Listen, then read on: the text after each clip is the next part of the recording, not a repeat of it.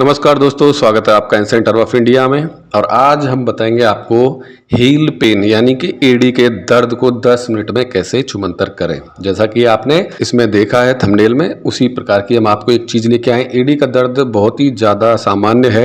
AD का दर्द बहुत ही ज़्यादा परेशानी देने वाली चीज़ है और ये अगर आपको कभी कभी नॉर्मल होता है तो ये अपने आप ठीक हो जाता है। इसको नॉर्मल हील पेन बोलते हैं। अगर ये लगातार आपको हो रहा है और ये बहुत टाइम से आपको चल रहा है तो इसको प्लांटर फैसेटाइसिस बोलते हैं। और ये एक जो है हील स्पर सिंड्रोम के कारण होता है जो हमारी बॉडी में बदलाव लाता है। वैसे तो एडी के जो इलाज के लिए बहुत सारी चीज़ें लोग बताते हैं, घरेलू उपचार बताते हैं, लेकिन मैं आपको एक ऐसी चीज़ बताऊंगा जिससे आपको तुरंत इससे राहत मिलेगी और जो प्लांटर फैसेटाइसिस है वो भी आपका ठीक हो जाएगा। ठीक है ना।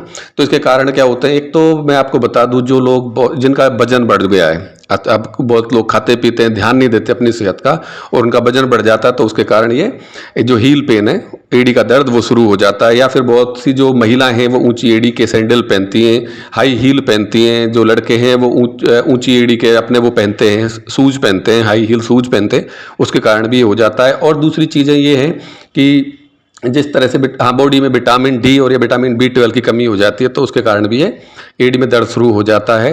और आयुर्वेद में तो इसको अलग तरीके से बोला जाता है। आयुर्वेद में इसको बात कंटक कहा जाता है। जो एडी का दर्द है, हील पेन, मुख्य रूप से तब होता है जब बॉडी में ऐसा कुछ सेवन या हम अत्यधिक व्यायाम, खेलकूद या कुछ भी कर लेते हैं जिनके कारण वात एवं कफ दोष हो जाता है।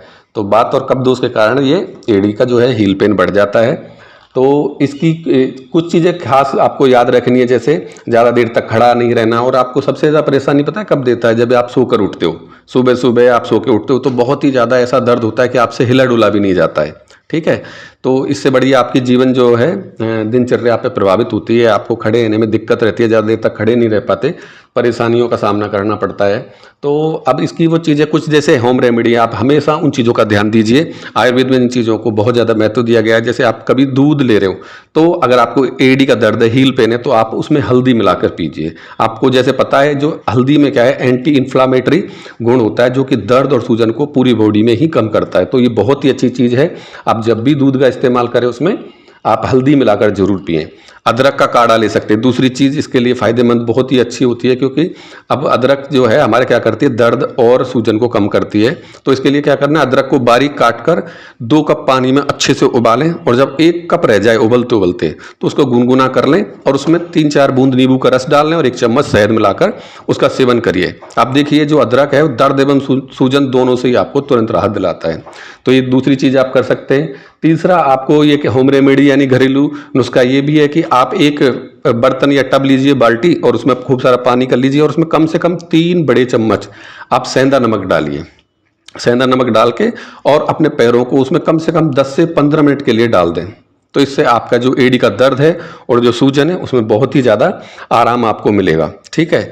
तो चौथी चीज़ एक बड़ी प्यारी चीज़ है, वो आप यूज करें, वो आयुर्वेदिक है। लौंग का तेल आपको यूज करना है। अगर आपकी एडी में दर्द है और थोड़ी सूजन आ रही है यानी कि स्वेलिंग आ रही है, तो उसके लिए क्या करना है, आपको लौंग के तेल को धीरे धीरे दर्द वाली जगह पर मालिश करिए आप, है ना। तो इससे क्या होगा, जो रक्त प्रवाह है उससे तेज हो जाएगा, ब्लड सर्कुलेशन तेज हो जाता है, जो मांसपेशियों को आराम मिलता है और बाद में जो पैर का दर्द है और उससे आपको ठीक हो जाता है।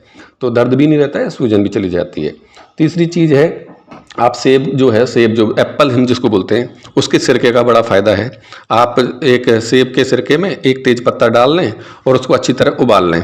जब सिरके में 1 तेज पत्ता ध्यान से उसमें डाल के अच्छी तरह उबाल लीजिए और रुई के थोड़े किसी कॉटन के टुकड़े से जहाँ पर भी आपको दर्द हो रहा है एडी में, उस जगह पर सेकाई करें तो आपको बिल्कुल आराम मिल जाता है, आप ठीक होने लगते हैं। ठीक है जी।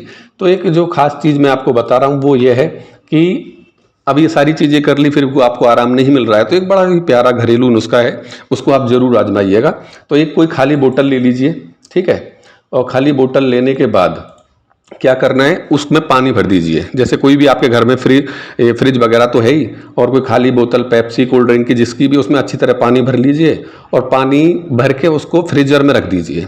जब पूरी तरह से वो बर्फ़ बन जाए, बिल्कुल ठोस हो जाए, तो उसको निकाल के आपको एडी के दर्द, हील पेन में यूज करना है। तो बहुत ही ज़्यादा और बहुत ही नॉर्मल, बिल्कुल पैसा फ्री ये नुस्खा है। इसको आप घरेलू नुस्खा बोलते हैं होम रेमेडीज बोलते हैं। और इसको करने से आपका जो हील पेन है बिल्कुल ठीक हो जाएगा।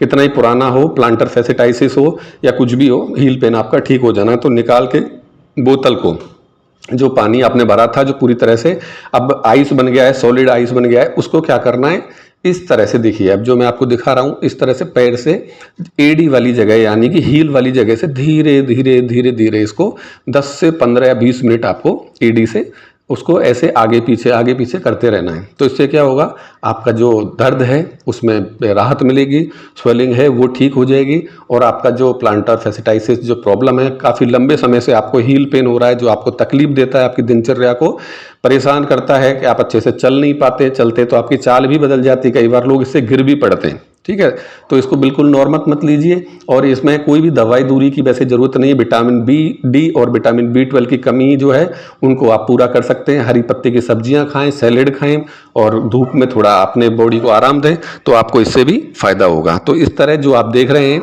जो पानी की बोतल है, खूब अच्छे से हमने फ्रीजर में इसको ठंडा कर लिया था, यानी कि इसको आइस में बदल दिया है, बर्फ़ में बदल दिया है, और ये पूरी तरह ठोस हो चुकी है।